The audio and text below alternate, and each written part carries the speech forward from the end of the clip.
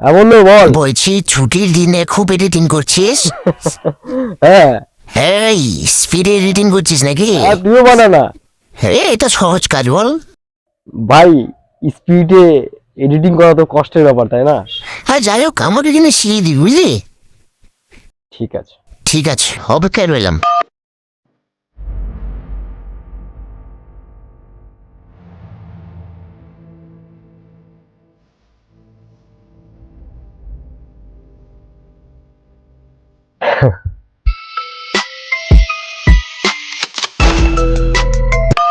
হ্যাঁ দাদা বল।